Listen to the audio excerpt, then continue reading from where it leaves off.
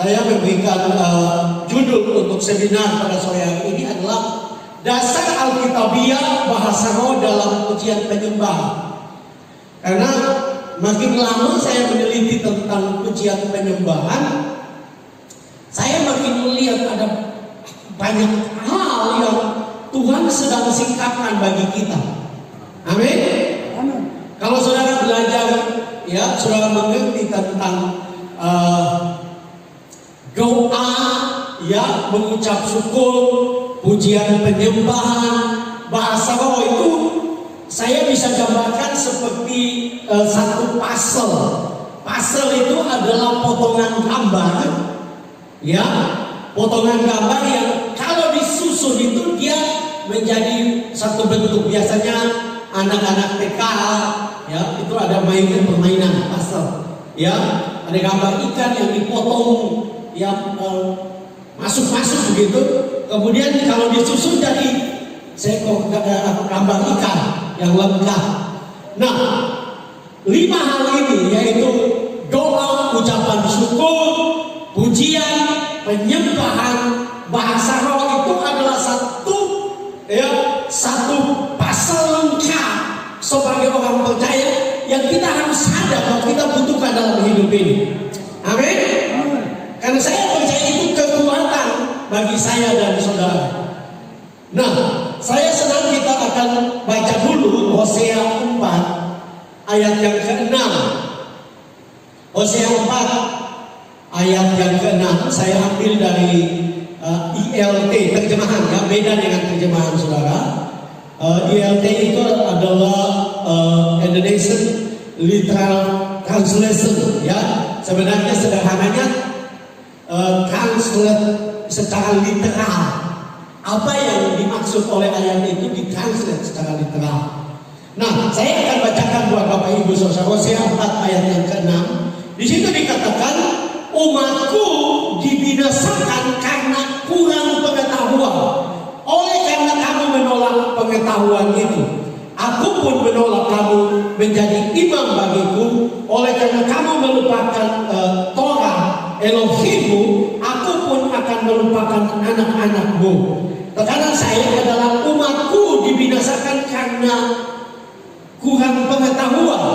Ya, ini penting, saudara. Gereja harus sadar bahwa kita tidak sekedar berkhotbah, karena seringkali khotbah itu tapi karena dalam khotbah sudah ada pengajaran. Tapi khotbah itu terbatas dan ini adalah amanat agung.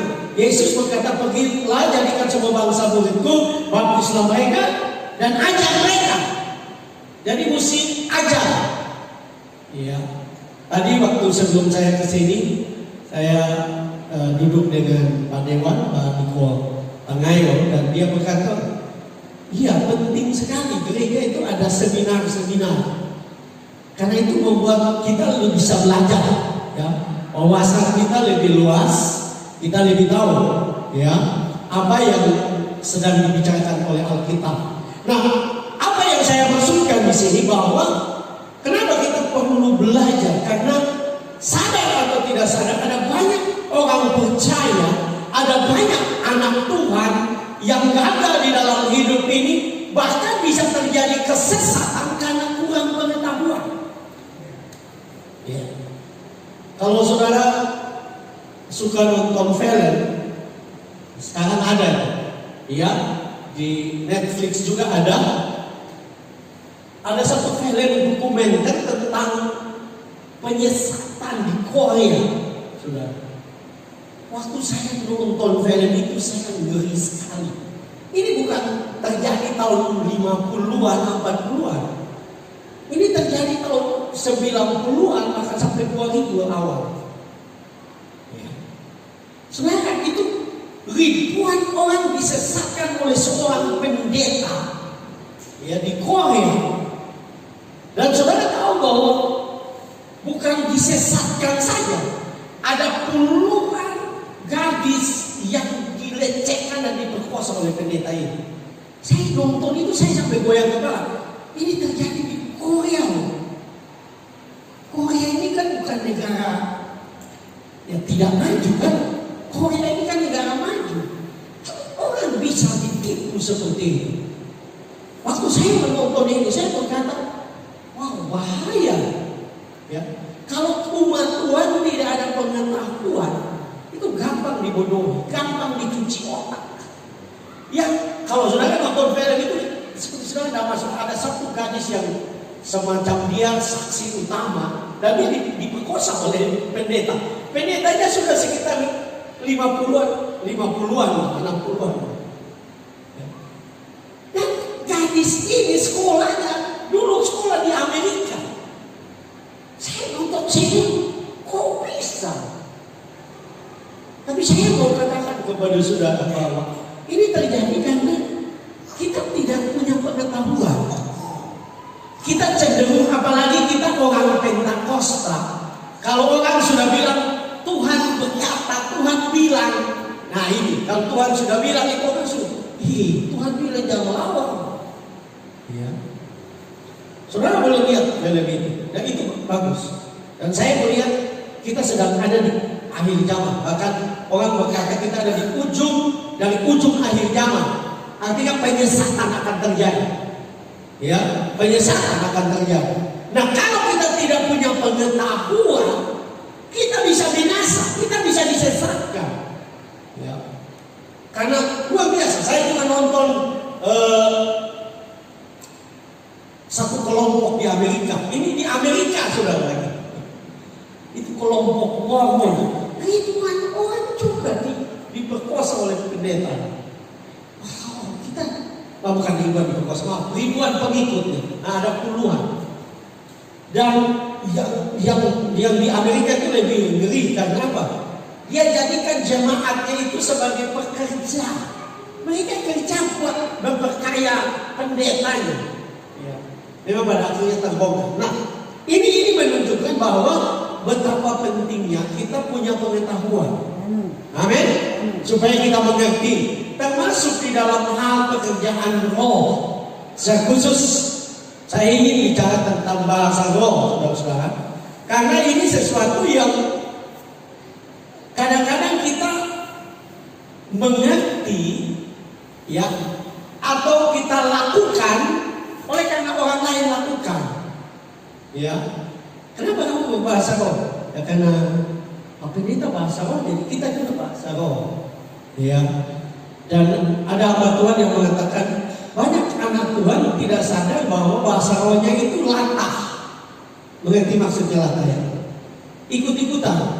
Ya, yang sandal siapa, kita ikut juga. Karena kita tidak punya pengetahuan. Nah, memang bahasa roh tidak boleh diajarkan. Saya akan bagi ini sebenarnya jadi 2 sesi ya, kalau ada waktu nanti kapan bisa lanjutkan, saudara. Karena memang cukup banyak.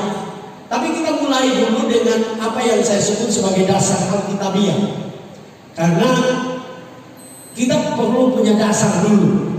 Dari mana ya sebenarnya Alkitab bicara tentang bahasa roh, apa yang menjadi dasar kita sebagai orang percaya. Nah, kalau kita perhatikan Bapak Ibu saudara-saudara, dengan jelas bahwa bahasa roh itu juga adalah bagian dari pujian penyembahan. Amin. Dan itu harusnya bagian di dalam tanda kutip dalam ibadah kita. Bukan bahasa roh itu hanya terjadi ya kalau kita rasa sesuatu yang luar biasa. Ya. Kadang-kadang orang bilang mesti rasa sampai bulu kuduk berdiri dulu baru kita bahasa roh. Nah ini yang salah. Karena kita tidak punya pengetahuan. Karena itu mari kita lihat lagi. Coba kita baca di dalam 1 Korintus 14. Di sini Paulus bicara tentang bagaimana kita melakukan dalam tanda kutip ya. Nanti baru kita akan lebih dalam lagi. 1 Korintus 14 ayat 14-15. Kalau saudara sudah dapat katakan dahsyat. Banyak yang belum. 1 Korintus 14 ayat yang ke-14 dan 15.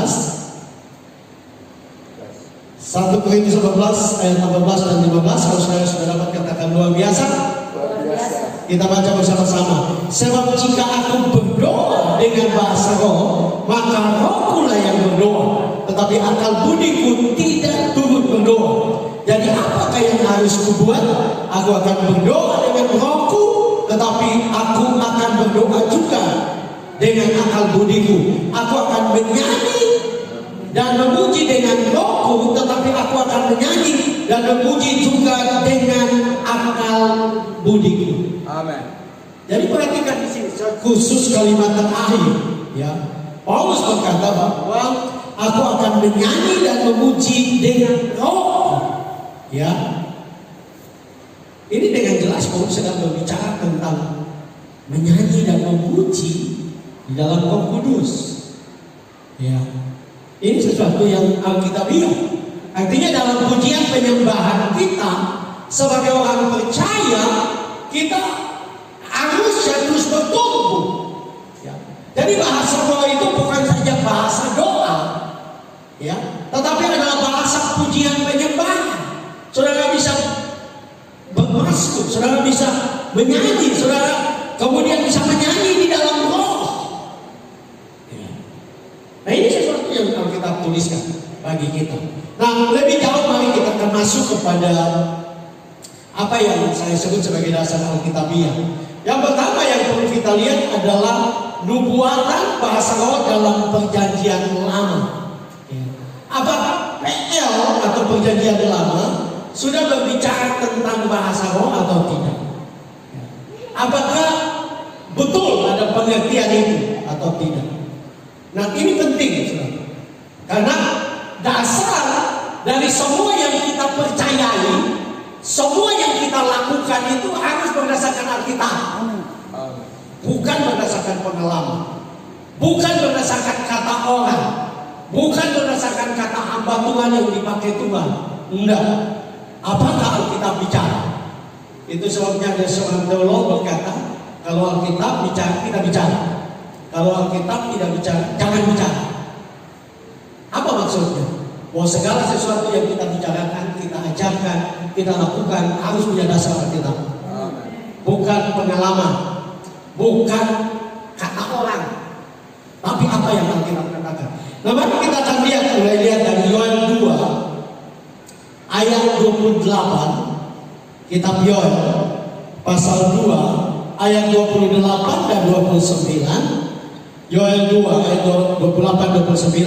Saya akan bacakan buat kita semua. Kemudian daripada itu akan terjadi bahwa aku akan mencurahkan rohku ke atas semua manusia, maka anak-anakmu laki-laki dan perempuan akan bernubuat, orang-orangmu yang tua akan mendapat mimpi, taruna-tarunamu akan mendapat penglihatan-penglihatan, juga ke atas hamba-hambamu laki-laki dan perempuan akan kucurahkan rohku pada hari-hari itu. Jadi saudara lihat, ya, sebagai orang Pentakosta, kita membangun pengajaran tentang Roh Kudus itu khusus dalam perjanjian lama itu dimulai di kitab Yoel. Karena di situ dengan jelas firman Allah berkata bahwa Tuhan berjanji bahwa Tuhan akan mencurahkan rohnya ke atas semua manusia. Ini luar biasa. Ini sesuatu yang berbeda dari apa yang terjadi kepada orang percaya di perjanjian lama. Kalau saudara kita baca di dalam perjanjian lama, Roh Kudus itu hanya dicurahkan kepada nabi-nabi, kepada imam-imam, ya. Itu tidak jelas dituliskan, ya. Dan ada perbedaan. Kalau saudara perhatikan juga bahwa di dalam perjanjian lama, kalau saudara lihat di dalam kitab Hakim-Hakim, Simson, Gideon, ya, saudara akan menemukan bahwa pencurahan Roh Kudus kepada mereka itu agak beda. Kata yang selalu dipakai adalah lalu hinggaplah Roh Kudus, ya, lalu datanglah Roh Kudus. Dan para penafsir setuju bahwa orang-orang perjanjian lama, orang perjanjian lama, Roh Kudus itu tidak menetap. Dia hanya datang pada pada waktu dibutuhkan. Dia hanya datang untuk menolong pada waktu situasi genting, tidak menetap. Beda dengan kita di perjanjian lama. Dan mungkin kalau saudara perhatikan Yoel, saudara akan melihat bahwa pendeta tapi tidak ada di situ bahasa roh. Ya. Tidak ada. Tapi mari kita lihat saudara-saudara bahwa sebenarnya dengan jelas Yoel sedang berbicara tentang kebenaran ini. Amin. Karena apa? Dengan jelas kalau saudara perhatikan di dalam Kisah Rasul 2 ayat 16. Kisah Rasul 2 ayat 16. Ya. Kisah Rasul 2 ayat 16. Kisah Rasul pasal 2 ayat 16. Di sini dikatakan ini Petrus yang berbicara ya. Tetapi itulah yang difirmankan Allah dengan perantaraan Nabi Yoel. Petrus sedang menjelaskan pekerjaan Roh Kudus kepada 120 murid yang sedang menanti di loteng Yerusalem. Dan Petrus berkata, ini yang dikatakan oleh Yoel yang tadi kita baca. Betul? Artinya Petrus dengan jelas menunjukkan bahwa apa yang dinubuatkan di dalam Yoel pasal 2 ayat 8-29 terjadi kepada mereka, digenapi kepada mereka, dan bukti yang paling nyata adalah mereka berbicara bahasa roh. Mereka berbicara. Nah, nanti kita akan belajar lebih jauh. Tetapi intinya apa yang Yoel bicarakan itu Bapak Ibu Saudara adalah suatu nubuatan tentang pencurahan Roh Kudus bagi orang percaya. Nah, kata mencurahkan di dalam Yoel 2 ayat 28 tadi yang tadi kita baca, di mana dikatakan kemudian daripada itu akan terjadi bahwa aku akan mencurahkan roh di atas semua manusia. Kata mencurahkan itu Bapak Ibu Saudara berasal dari kata Ibrani syafaq. Syafaq itu beda dalam tanda kutip dengan apa yang tadi saya bilang terjadi dengan orang percaya di perjanjian lama, hakim-hakim, ya. Karena di situ lalu mengapa Roh Kudus, ya Simpson, ya. Tapi kata yang dipakai untuk dicurahkan atau mencurahkan adalah syafaq. Syafaq itu mempunyai pengertian menumpahkan. Jadi tidak sekedar datang hinggap, tapi dicurahkan, ditumpahkan. Tuhan berjanji bahwa Tuhan akan mencurahkan rohnya bagi kita. Tuhan akan menumpahkan. Nah ini penting saudara. Itu sebabnya kenapa kita sebagai orang percaya harus, ya, yang tadi saya katakan harus menantikan Roh Kudus. Karena memang itu perintah Yesus. Jangan kamu tinggalkan Yerusalem. Ya, memang kita tidak pergi ke Yerusalem. Prinsipnya adalah betapa pentingnya kita menantikan, betul-betul menantikan pencurahan Roh Kudus. Kalau saya tahu juga bahwa kelompok Pentakosta, ya, mulai muncul di Amerika, di Azusa Street pada tahun 1906, itu dimulai dengan mereka menanti-nantikan Roh Kudus. Dan dari situ bangkitnya gerakan Pentakosta yang menyebar ke seluruh dunia. Yang sekarang diakui bahwa kelompok Pentakosta sekarang adalah kekuatan nomor 2 di dunia setelah Katolik. Padahal Pentakosta baru 100 tahun, ya, mengalahkan kelompok Protestan. Memang kita masuk dalam kelompok Protestan, tetapi secara khusus Pentakosta sekarang berkembang luar biasa di dunia. Dan itu dimulai dari murid-murid, ya, sekolah Alkitab menanti-nantikan Roh Kudus, ya, di Jalan Azusa. Dan Roh Kudus dicurahkan, dan dari situ bangkit gerakan Pentakosta. Jadi kalau kita perhatikan apa yang Alkitab katakan tentang atau dinubuatkan oleh Yoel, Allah bahkan terjemahan lain daripada syafaq itu adalah Allah menghamburkan. Ya, menghamburkan ini bicara tentang suatu pemberian yang luar biasa, cuma-cuma dihamburkan. Dihamburkan kepada saya dan saudara. Yang paling penting di dalam penantian kita akan Roh Kudus adalah keterbukaan dan kehausan Bapa. Ya, karena itu sesuatu yang menjadi kunci. Roh Kudus itu digambarkan seperti air. Air itu hanya mengalir ke tempat yang rendah dan terbuka. Betul? Air akan datang dan mengalir dan mengisi. Karena itu saya dan saudara perlu untuk sungguh-sungguh membuka diri kita dalam penantian akan Roh Kudus. Apalagi kita hidup di ujung dari ujung akhir zaman. Tuhan mau mencurahkan rohnya supaya saya dan saudara menjadi pribadi yang berbeda. Ya. Kemudian yang kedua, apa yang perjanjian lama katakan ya, nubuatan bahasa roh dalam perjanjian lama. Perhatikan, mari kita akan lihat bersama-sama di dalam Yesaya 28 ayat 11. Yesaya 28 ayat 11. Kita akan baca, saya akan bacakan. Yesaya 28 ayat 11. Saya akan bacakan buat kita semua.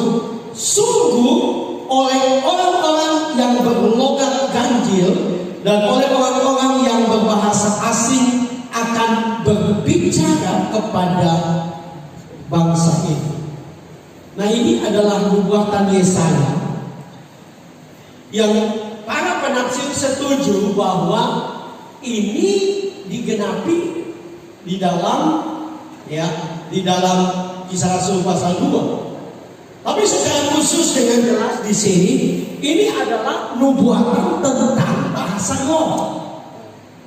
Ya, bahkan bahwa Tuhan akan memakai orang-orang karena Israel tidak mau dengar, Israel tidak mau taat, Israel memberontak kepada Tuhan, maka Tuhan akan memakai orang-orang yang berlogat ganjil, orang-orang yang berbahasa asing akan berbicara kepada bangsa ini. Saya coba untuk lihat saudara-saudara, apa yang dimaksud dengan berlogat ganjil. Berlogat. Orang-orang yang berbicara dengan berlogat.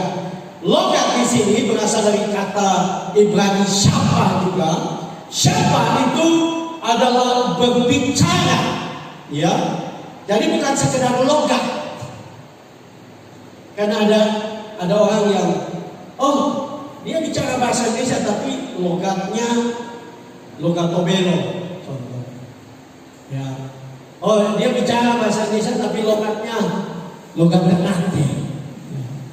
Mungkin bahasanya sama, tapi sebenarnya kata yang diterjemahkan logat itu sebenarnya juga bisa berarti bahasa.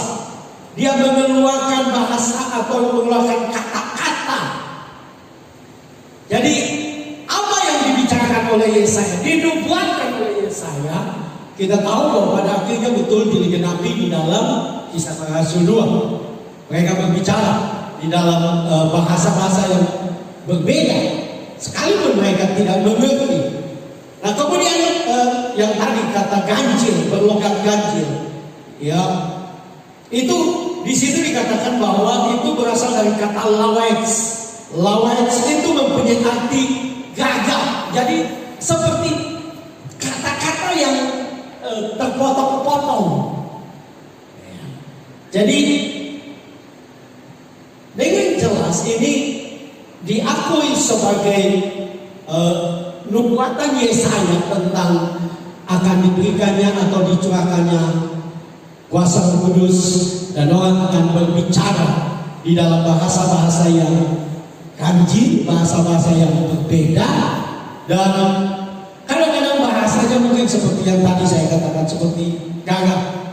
Tetapi intinya bahwa Tuhan akan mencurahkan Roh Kudus. Amin. Dan kita akan diberikan bahasa-bahasa yang baru, bahasa-bahasa yang dapat menjadi berkat bagi banyak orang. Ya, ini yang Tuhan inginkan.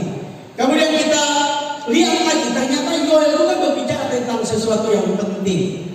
Ya, perhatikan yang ketiga adalah nubuatan Nabi Yoel tentang hujan awal dan hujan akhir. Yoel pasal 2 ayat yang ke-23. Yoel 2 ayat yang ke-23. Kitab Yoel pasal 2 ayat yang ke-23.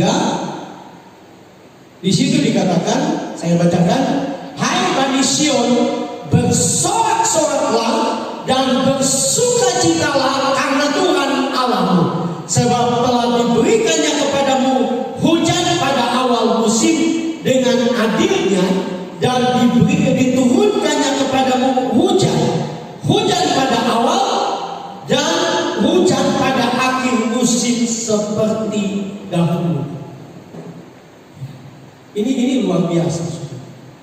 Ini adalah satu nubuatan yang disampaikan oleh Yoel untuk kita sebagai orang percaya sadar bahwa Tuhan akan mencurahkan apa yang disebut dengan hujan awal.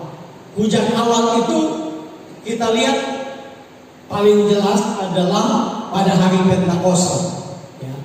120 murid menanti-nanti di loteng Yerusalem dan Tuhan mencurahkan Roh Kudus. Itu adalah hujan awal. Itu adalah hujan awal yang Tuhan curahkan. Dan sudah saya lihat luar biasa karena Alkitab mengatakan bahwa Petrus berdiri dan mulai berkhotbah dan 3.000 orang bertobat. Ini sesuatu yang luar biasa, suatu pertobatan yang luar biasa. Kita rindu, saudara-saudara, dan kita juga harus sadar bahwa tadi saya sudah katakan bahwa kita sedang hidup di ujung dari ujung akhir zaman. Amin. Dan dengan jelas di sini dikatakan bahwa Tuhan pada akhir musim Tuhan akan mencurahkan hujan akhir musim bagi kita. Dan para penafsir setuju bahwa hujan pada akhir musim itu akan lebih dahsyat lagi. Nah, kalau Petrus hujan awal tadi yang saya bilang, sekali berkhotbah 3.000 orang bertobat, apa yang terjadi pada hujan akhir? Di dalam bahasa asli, Bapak Ibu saudara-saudara, kalau kita perhatikan akhir musim itu berasal dari kata Ibrani malkoshe. Malkoshe itu selain akhir musim, itu juga sedang bicara tentang hujan musim semi. Ya. Nah, kita di Indonesia kita hanya kenal musim panas dan musim hujan, betul? Ya. Tapi di luar negeri itu orang kenal 4 musim. Ya. Musim musim panas. Ya. Ada musim semi. Ya. Dan ada musim gugur. Ya. Ada apa musim? Sudah apa belum? Musim panas, musim gugur, musim hujan, musim semi. 4 ya. Nah, apa yang dimaksud dengan musim semi itu? Saya coba untuk lihat di Google. Dengan jelas dikatakan bahwa musim semi itu terjadi di antara setelah musim panas. Akan terjadi musim semi, baru masuk kepada musim gugur. Nah, ini menjadi peringatan bagi kita bahwa nanti kita akan alami situasi-situasi yang sepertinya kering, sepertinya orang gereja pun tidak menjadi semangat lagi. Nah, di situasi seperti ini, Tuhan akan mencurahkan hujan akhir. Amin. Nah, saya dan saudara di Guaria, kita perlu menantikan hujan akhir. Amin. Kenapa? Karena itu sesuatu yang penting, akan menjadi luar biasa. Akan menjadi luar biasa. Perhatikan hujan awal saja pada zaman gereja. Bagaimana mujizat-mujizat begitu nyata. Ya, bagaimana perbuatan-perbuatan Tuhan, hal-hal yang dahsyat begitu nyata terjadi. Apalagi di ujian akhir. Dan kita sebagai orang percaya, kita harus menantikan ini. Amin. Kita harus menantikan, kita harus berdoa supaya kita adalah orang-orang percaya yang mendapatkan bagian di hujan akhir ini. Amin. Kita akan ada di dalam gerakan hujan akhir ini. Ya.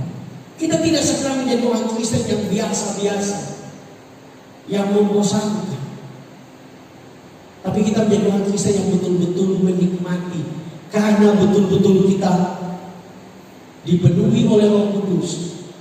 Kita mengalami pencurahan hujan akhir, sehingga kehidupan saya dan saudara menjadi kehidupan yang berbeda. Amin. Kehidupan kita menjadi kehidupan yang berbeda. Saudara, sambil cerita ini, berbicara tentang kebenaran ini, saya teringat akan apa yang terjadi di Timor Leste sekarang. Dulu Timor Timur, saya sudah pernah pergi ke pulau yang disebut Pulau Atauru. Ya, di pulau itu saudara sangat tandus. Ya, ini Buaria dan Halmahera ini sangat subur. Timor itu pulau yang tandus, dan ini Pulau Atauru ini saudara sangat tandus. Itu sebabnya pulau itu menjadi tempat pembuangan daripada istilahnya tawanan perang Portugis pada zaman itu. Kan Timur-Timur dijajah oleh Portugis sebelum masuk ke Indonesia, kemudian merdeka. Ya, jadi saudara, orang-orang di pulau itu orang buangan, orang-orang yang dianggap tidak punya apa, karena mereka melawan Portugis pada zaman itu. Jadi kebanyakan orang-orang di sana adalah orang-orang buta huruf. Tapi dalam kisah yang saya dengar langsung dari mereka adalah di Atauru itu satu waktu, jadi mereka sendiri tidak kenal agama. Ya, mereka kafir. Tapi satu waktu Roh Kudus lawat mereka. Kebanyakan atau semua dikatakan buta huruf di sana. Jadi Roh Kudus lawat mereka, saudara. Dan lawatan Roh Kudus itu luar biasa, terjadi pertobatan. Ya, mereka dilawat, mereka bertobat betul-betul. Tidak ada lagi pencurian, tidak ada lagi kehilangan apapun. Bahkan orang itu kesaksian. Bahkan dulu ada satu kejadian yang menjadi heboh di Timor Leste, Timur, yaitu istri dari gubernur. Waktu gubernur turun berkunjung ke pulau itu, setelah mereka mengalami pertobatan, ya, setelah beberapa tahun, itu istri gubernur punya cincin besar permata jatuh, saudara, jatuh di keramaian kumpulan orang di Pulau Atauru itu, dan ada yang menemukan, saudara, dia bawa kembali, dan itu menjadi kesaksian yang luar biasa, pertobatan luar biasa. Dan waktu saya ada di sana luar biasa pertobatannya. Padahal itu sudah tahun-tahun 90-an saya ke sana. Ya. Itu saudara, kami datang, saya dengan Ibu Christine ke sana. Waktu kami tiba di sana, kemudian mereka bilang, Pak Pendeta, sebentar nanti jam 4 ibadah, dan kami inap di pastornya. Ya. Jam 4 ibadah, waktu kami baru sampai sudah siang. Dan kami makan dulu, kemudian pas kami mau tidur, mau istirahat sedikit, kami dengar mereka sudah nyanyi. Ibadah jam 4 itu jam setengah 3, jam 3 itu semua jemaat itu sudah ada di dalam gereja. Di Atauru itu bukan pendeta untuk jemaat, jemaat untuk pendeta. Ya. Bahkan waktu kami sampai, waktu saya dosen di Ambon, waktu sampai di pulau itu, sudah mereka sambut kami pakai pengalungan bunga seperti pejabat. Jadi jelek-jelek begini, tapi sudah seperti pejabat juga. Jadi kami disambut saudara-saudara. Yang tadi lanjut jam ibadah. Jadi saya dari istri sudah kaget, jam berapa ini? Kami baru jam 3. Kami pikir, jangan sampai kami salah dengan langsung siap cepat-cepat pergi gereja. Padahal kita waktu masuk gereja, saudara, mereka semua berdiri dan mereka sambut kami. Pertobatan luar biasa di pulau itu. Orang-orang bertobat karena Roh Kudus kerja. Dan saudara tahu bahwa mereka bukan bertobat karena KKR. Mereka bertobat karena lawatan Roh Kudus. Dan karena mereka semua buta huruf, mereka tidak bisa baca, tidak bisa khotbah. Jadi awalnya itu saudara, apa yang mereka lakukan? Itu kan mereka sedang di mata Allah. Mereka punya istilah pimpinannya itu ada di kota ini, punya pendidikan. Jadi dia khotbah di kaset tahun-tahun itu ya, tahun 80-an, 90-an. Dia khotbah di kaset, baru dia kirim. Jadi mereka datang ini, mereka nyanyi-nyanyi dulu. Mereka nyanyi tidak tepuk tangan karena sidang di Matalah di Timor Leste itu tidak boleh tepuk tangan. Karena tepuk tangan itu kalau orang pesta, jadi dia bilang tidak boleh tepuk tangan. Jadi mereka tidak tepuk tangan. Jadi mereka menyanyi semangat sekali. Dia nggak pakai tepuk tangan, nyanyi semangat. Kemudian pas khotbah mereka semua duduk. Mereka tekan, zaman itu kan masih pakai kaset yang ada pita itu. Mereka tekan, kemudian mereka dengar khotbah, kemudian Roh Kudus lawat mereka. Nah yang luar biasa, lawatan Roh Kudus itu saudara bukan saja kerohanian mereka berubah, mereka diberkati Tuhan luar biasa. Waktu saya sampai di sana orang bercerita, mereka karena tandus saudara, jadi mereka tidak punya pertanian yang bagus, mereka hanya pelihara binatang dan yang dipelihara mereka itu kambing saudara. Jadi banyak orang punya kambing, jadi orang suka kami duduk-duduk itu kadang-kadang kami tanya, permisi Pak, kita dengar Bapak punya kambing banyak. Bapak punya kambing berapa ekor? Mereka bilang, oh pendeta tidak banyak. Ya tapi berapa ekor? Cuma 1,000. Tuhan berkati mereka luar biasa di tempat yang tandus itu. Jadi kambing mereka itu per orang itu rata-rata itu 1,000 ekor. Mereka pernah ikut lomba kambing terbaik sampai mereka lomba dengan orang-orang dari Maluku Tenggara. Itu dekat dengan Timor Leste, itu dekat dengan Maluku Tenggara. Kambing terbesar, terbagus mereka punya. Itu yang saya percaya. Kalau Roh Kudus melawat kita, bukan saja kerohanian kita yang bagus, tapi perubahan-perubahan terjadi sampai kepada apa yang kita miliki. Saudara, ini saya pernah cerita kepada saudara tentang Almalonga, satu kota di Guatemala di Amerika. Itu waktu Roh Kudus dicurahkan di sana, pertanian mereka subur sampai mereka ekspor dari Amerika Latin. Guatemala itu ekspor ke Amerika. Wortel mereka sebesar ya tangan orang bule, wortelnya.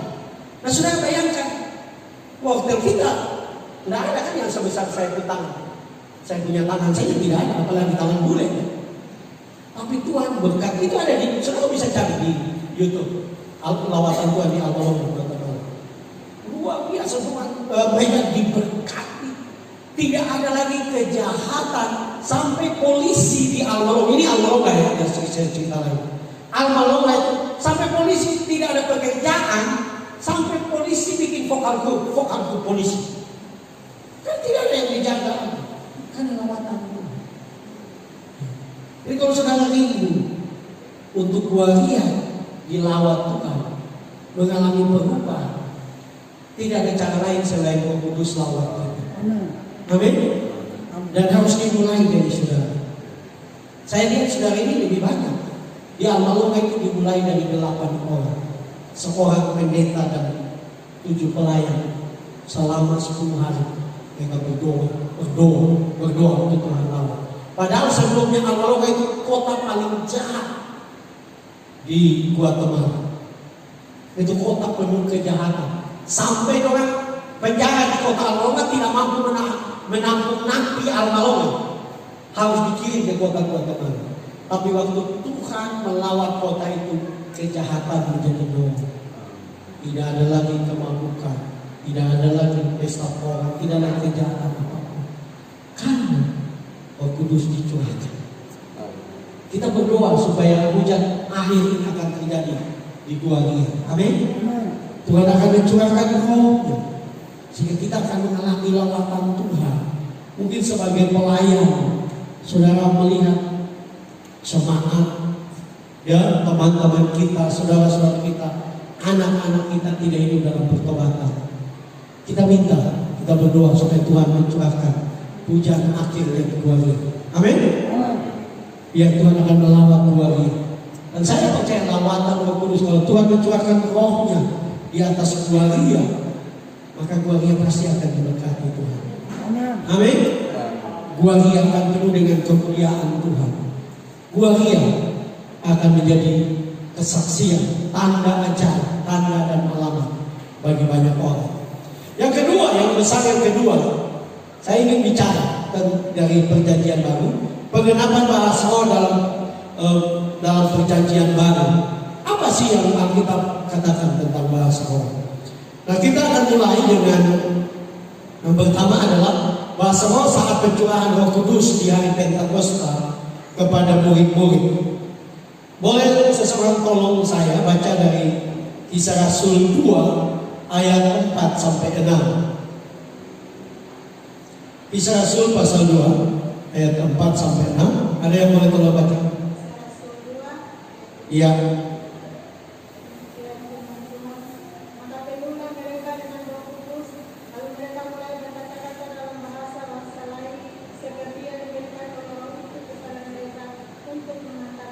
Amin. Waktu itu di Yerusalem diam orang-orang Yahudi yang saleh dari segala bangsa di bawah Romanis. Amin. Dan turun bumi itu berkerumunlah orang banyak.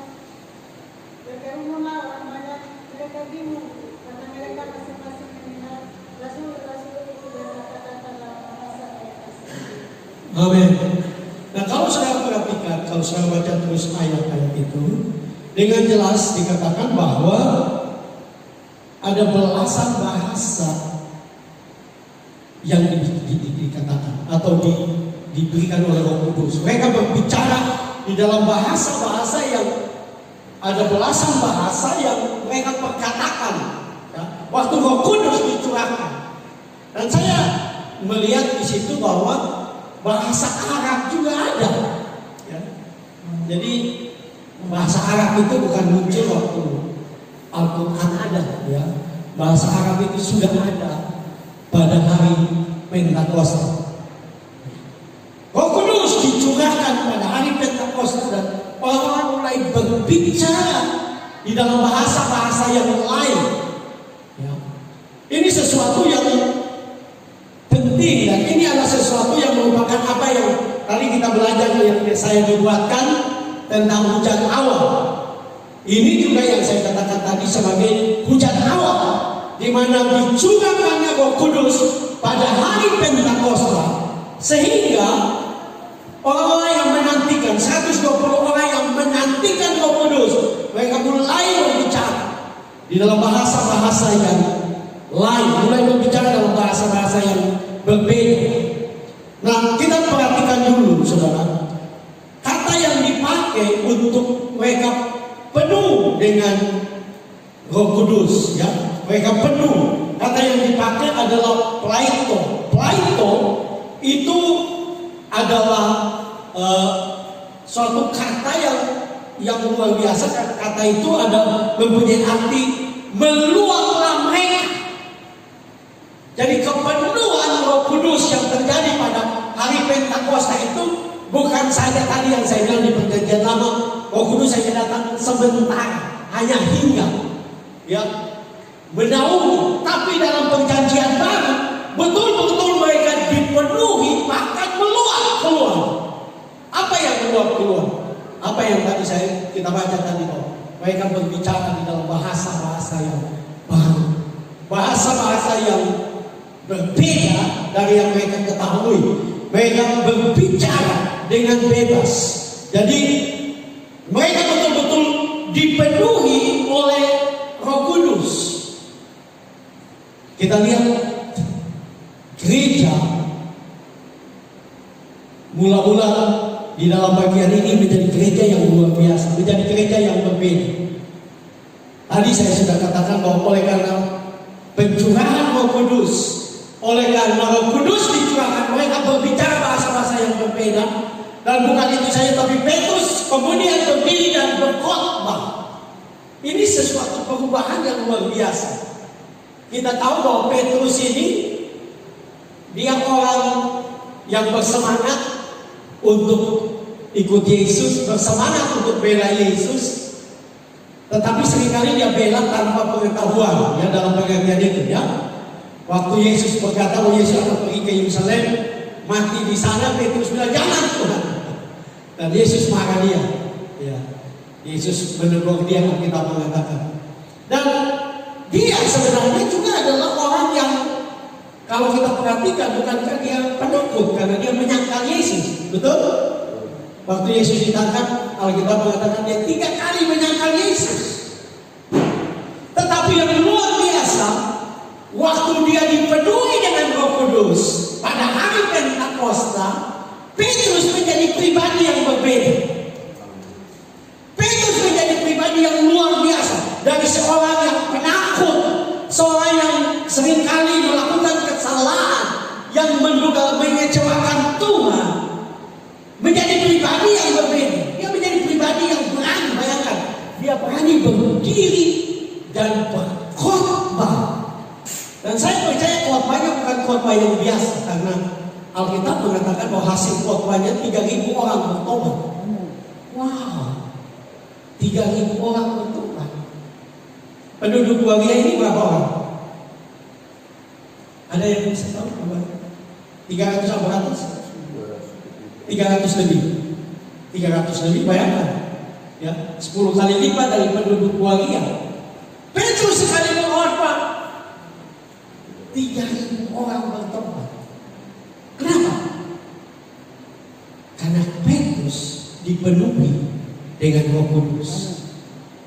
Karena Petrus betul-betul dipenuhi dengan Roh Kudus. Ada satu pernyataan lucu yang mengatakan begini. Waktu Petrus dipenuhi Roh Kudus, ya, dia berkhotbah, 3.000 orang bertobat. Ada banyak pendeta sekarang tidak dipenuhi Roh Kudus. Sekali berkhotbah 3 orang meninggalkan gereja. Bukan 3 orang bertobat, 3 orang tinggalkan gereja karena tersinggung. Kenapa? Karena kita tidak dipimpin Roh. Tapi kalau kita dipimpin Roh, kita menjadi pribadi yang berbeda. Amin. Saya berharap 10 doa 10 malam ini tidak menjadi sesuatu yang membosankan bagi saudara. Saya berharap doa 10 malam ini tidak menjadi sesuatu yang habis kayak percuma sih. Enggak. Saya percaya tidak ada yang sia-sia di hadapan Tuhan. Amin. Saya percaya semua yang kita lakukan di hadapan Tuhan itu punya faedah. Ya. Kenapa Petrus menjadi berbeda? Karena Roh Kudus menguasai dia. Ya. Kenapa kita menjadi orang Kristen yang lemah, yang gampang untuk melakukan dosa, yang gampang untuk menyakiti hati Tuhan? Karena kita tidak dipimpin oleh Roh. Kita tidak betul-betul penuh dengan Roh. Kalau kita dipenuhi dengan Roh, kehidupan kita menjadi kehidupan yang berbeda. Amin. Alkitab buktikan itu dengan Petrus. Ya, Petrus adalah orang yang penuh dengan kekurangan, keterbatasan, penakut. Tapi waktu dipenuhi dengan Roh Kudus, dia menjadi pribadi yang berbeda. Sambil saya bicara ini, saudara ingat penciptaan manusia. Alkitab mengatakan bahwa manusia itu diciptakan dari debu tanah, betul? Tapi manusia belum betul-betul menjadi makhluk hidup dalam tanda kutip sebelum dia dihembuskan dengan Roh Kudus. Roh Kudus itu yang menghidupkan kita, menjadikan kita menjadi pribadi yang berbeda. Kalau kita baca Alkitab setelah hari Pentakosta, Petrus menjadi pribadi yang berbeda, pribadi yang dipakai oleh Tuhan, pribadi yang diurapi oleh Tuhan. Dan saya percaya bahwa ini tidak khusus buat pendeta saja, tapi ini untuk kita semua. Amin. Karena Roh Kudus dikurahkan, dijanjikan untuk semua orang percaya, untuk kita semua. Roh Kudus itu tidak spesial. Oh, karena dia pendeta harus saya penuhi dia, karena dia majelis saya harus penuhi dia. Roh Kudus tidak seperti itu. Roh Kudus datang seperti tadi saya katakan. Alkitab menggambarkan Roh Kudus itu seperti air. Air selalu mencari tempat yang rendah dan terbuka. Betul? Kenapa saya bilang rendah dan terbuka? Karena memang seperti itu. Air mengalir, dia cari tempat yang rendah. Kalau misalnya dia, contohnya, saudara ada 1 galon minyak, ya, ada di bawah, kemudian air mengalir ke bawah, ya, air mengalir ke bawah ke situ. Ada galon di situ, tapi galon itu mulutnya tertutup. Air bisa masuk nggak? Nggak bisa, karena air hanya mengalir kepada tempat yang lebih rendah dan terbuka. Kalau saudara menanti Roh Kudus, harus saudara rendahkan diri, katakan kepada Roh Kudus, Roh Kudus, saya perlu Engkau. Engkau segala bagiku. Engkaulah penolong.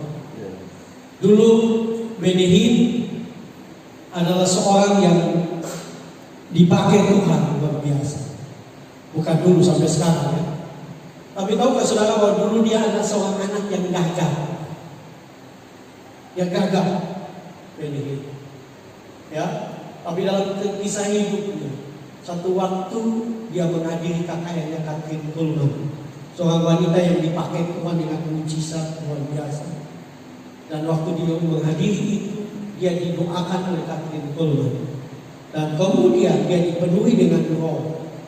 Dan dia, saudara, dia di rumahnya, dia punya satu kamar khusus untuk doa. Dan beberapa kesaksian hamba-hamba Tuhan yang datang ke dia, ke rumahnya, dan kemudian diajak masuk ke kamarnya dia, kamar doa. Mereka sampai terpental, begitu kuat kuasa roh di dalam kamar itu. Dan dia punya buku yang terkenal, mungkin sudah pernah baca, Selamat Pagi Roh Kudus. Ya, dia seorang yang sangat bergantung kepada Roh Kudus. Dan dia dipakai Tuhan luar biasa. Dia diangkat Tuhan luar biasa. Karena Roh Kudus dapat mengubah kita. Dapat mengubah kita. Ya. Mungkin saudara tidak puas dengan hidup saudara. Saya mau katakan, cara terbaik adalah rendahkan diri, cari Tuhan, dorong diri untuk cari Tuhan. Dan kalau engkau benar-benar dipenuhi Roh Kudus, engkau akan menjadi pribadi yang berbeda. Menjadi pribadi yang berbeda. Engkau akan dipakai Tuhan, engkau akan diurapi Tuhan. Dan saya mau katakan kepada saudara, bukan karena pendidikan. Karena Roh Kudus mencari orang bukan karena pendidikan. Roh Kudus mencari orang yang lapar dan haus akan Dia, yang rindu. Dan dia sudah buktikan ini dengan Petrus. Petrus hanya nelayan. Nelayan pada zaman itu adalah orang yang tidak berpendidikan. Itu juga dibicarakan di Kisah Para Rasul. Waktu mereka menghadap, ya, para pemimpin agama waktu itu, mereka sendiri berkata mereka adalah orang tidak terpelajar, tidak berpendidikan. Memang orang Yahudi pada zaman itu punya pendidikan dasar di sinagog, yaitu seperti sekolah dasar. Jadi mereka memang tahu baca, Petrus tahu baca, tapi tidak punya pendidikan tinggi seperti Paulus. Tuhan pakai orang berpendidikan seperti Paulus. tapi Tuhan juga pakai orang tidak berpendidikan seperti Petrus. Yang penting membuka diri untuk dipenuhi dengan Roh Kudus. Sungguh-sungguh dipenuhi dengan Roh Kudus. Sungguh-sungguh diberdayakan oleh Roh Kudus. Dan Roh Kudus itu seperti air. Kalau sudah dipenuhi, mulai seperti tadi saya katakan, arti lain dari penuh adalah tumpah, meluap.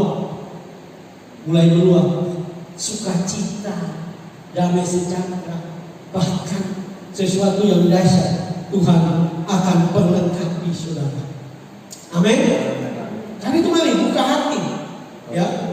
Masih ada kesempatan, masih malam ini, masa hari ini dan besok saudara. Buka hatimu sungguh-sungguh, karena tidak ada kata terlambat untuk Tuhan melawan saya dan saudara. Karena Dia yang berjanji, Dia juga akan menggenapi janjinya bagi kita semua.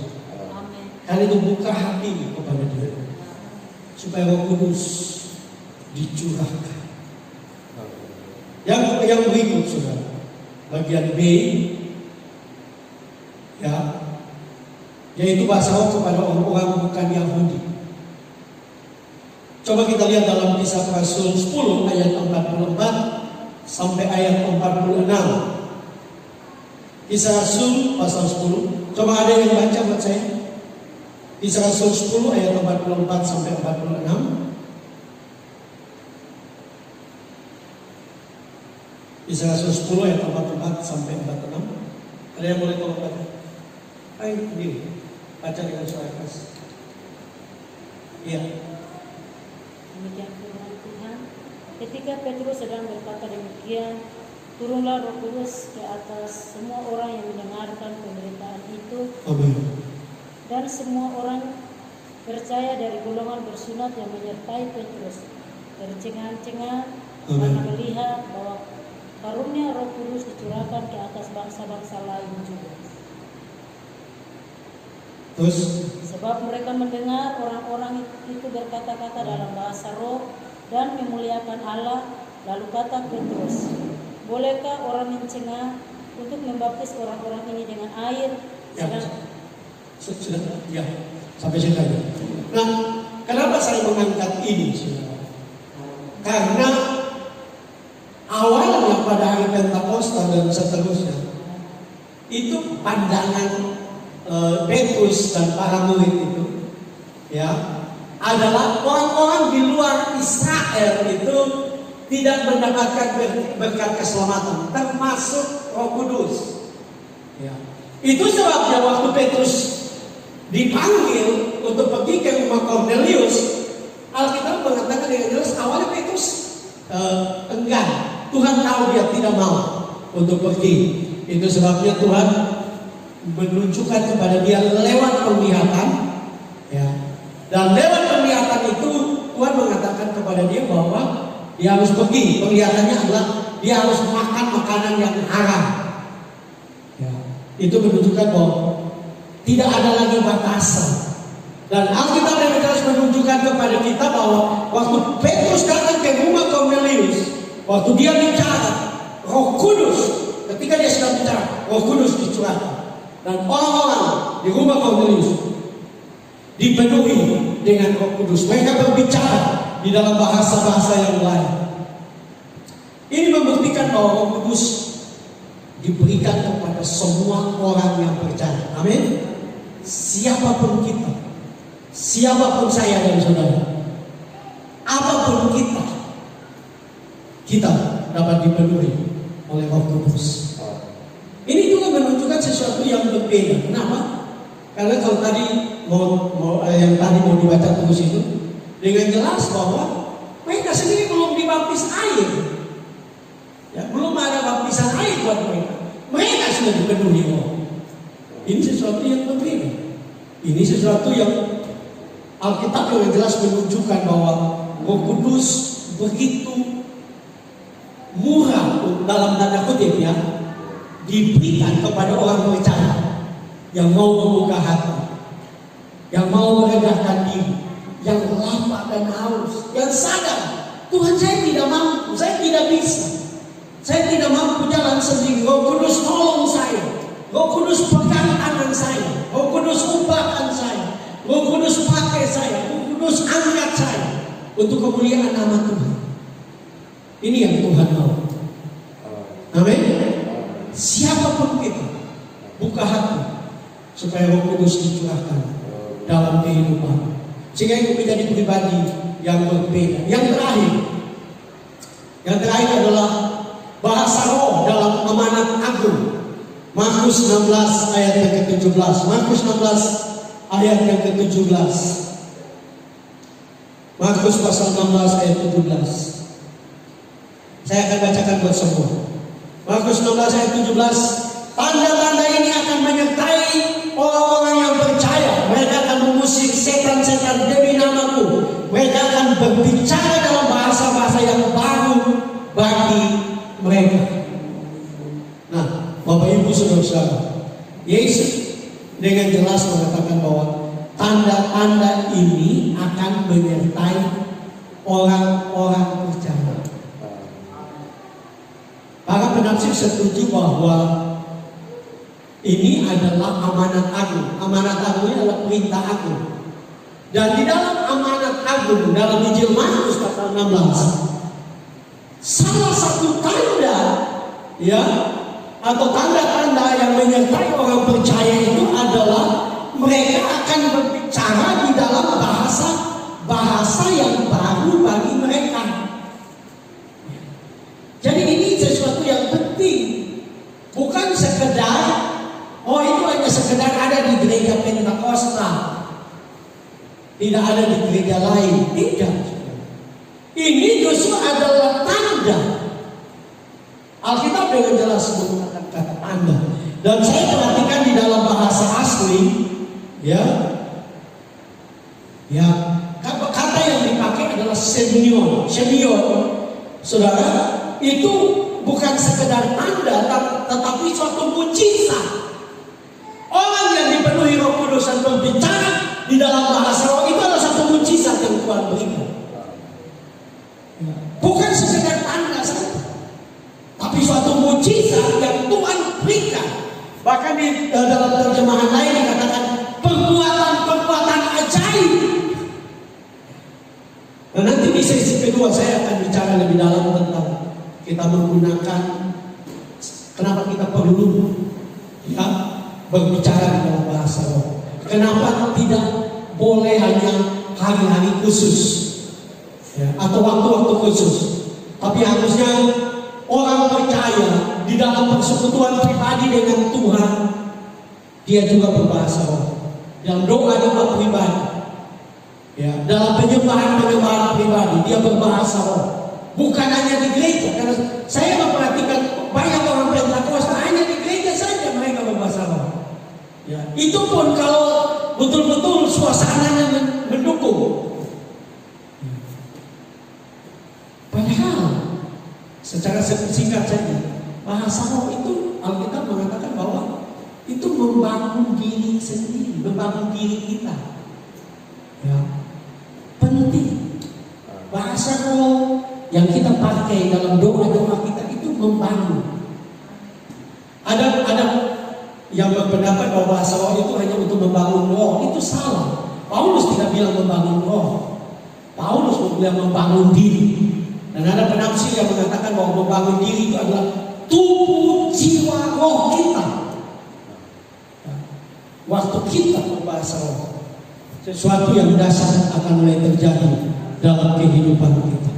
Perubahan mulai terjadi dalam hidup saya dan saudara, dalam hidup kita. Karena itu buka hati, dorong diri, terus punya rasa lapang dan haus untuk pekerjaan roh terjadi dalam kehidupan.